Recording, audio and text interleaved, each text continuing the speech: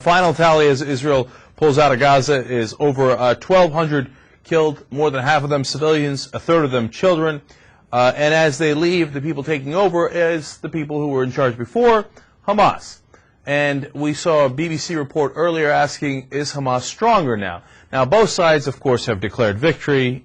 I'm so tired of it. It's so silly. Israel says, oh, what are you talking about? We have successfully accomplished our mission. We have weakened Hamas, and we are victors, and we showed them what we can do, and our might. Well, they did show the might. There's no question about that. But did they ever fully stop Hamas's rocket fire? No. They slowed it down tremendously, which is, for them, of course, progress. But Hamas was still firing rockets until they agreed to a ceasefire a day after Israel unilaterally declared it. They fired a couple more rockets, and then they said, all right, we'll agree to a ceasefire for about a week. So they never fully stopped all the rockets, and they say, oh, but we were going to stop the smuggling of weapons in because we made a deal with America and Europe. Well, to my understanding, America and Europe had nothing to do with it in the first place. It's not like they were helping Hamas smuggle in weapons to the Gaza Strip. They weren't. But they claim for face-saving reasons that they're going to use advanced technology to try to stop it from now on. Believe me, Israel already had advanced technology, and they hadn't stopped it earlier. But anyway, if they declare victory just to be able to stop fighting, great. I'm all on board. Do it, and I'm on your side. Now, on the other side, Hamas has declared victory, of course. This one, I would say, is even more unjustifiable.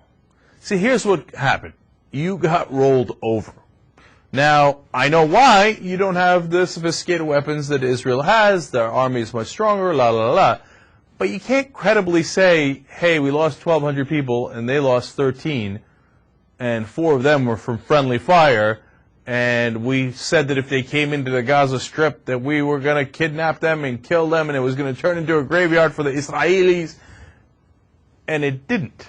You know, I'm not blaming you for the loss. It's kind of a funny way of saying it, but at the same time, you definitely can't declare victory. I mean, who looks at that and goes, oh, yeah, boy, Hamas handed Israel their ass. Boy, they really got them. No, that's not what happened. Now, they say they have won simply because they have not all been killed.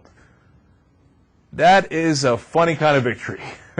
And they still exist, but we figured they would. But that leads ultimately to the real question at hand here. Did Israel get what it wanted out of this? And I think not only did they not get the cessation of all rocket fire and all smuggling, etc., which I think are smaller, but they didn't really get their ultimate goal of making Hamas less credible. It appears now that Hamas has gained some political strength. Obviously, they got destroyed militarily, but politically, they're still in charge. They seem to have had a war with Israel. I know it's kind of a funny and absurd thing, but war has in some way legitimized them.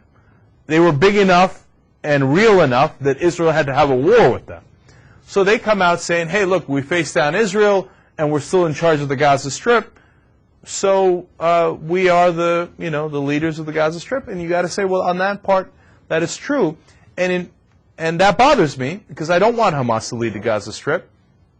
I believe a faction that is less Islamist, as they say these days, less fundamentally Islamic, and one that is more inclined towards peace and a two-state solution is a better way to go in the Gaza Strip. And unfortunately, I think we're less of the way there than we were before Israel's invasion.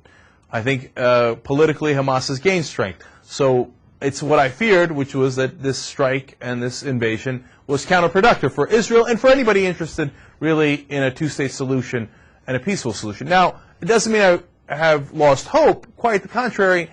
I like that Israel pulled out before Obama's inauguration, because it's not that they're scared of Obama, it's that they want to be respectful and say, all right, look, we don't want to screw up your inauguration by having these hostilities, and we want to be on good terms with you.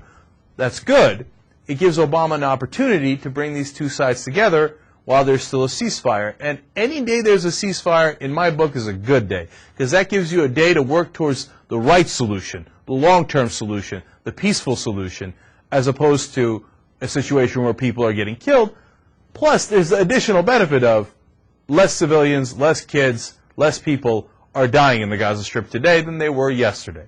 So I'm happy with this development of the ceasefire. I'm happy that both sides agreed to it, and I hope once Obama is inaugurated, he could help them lead down a more productive path.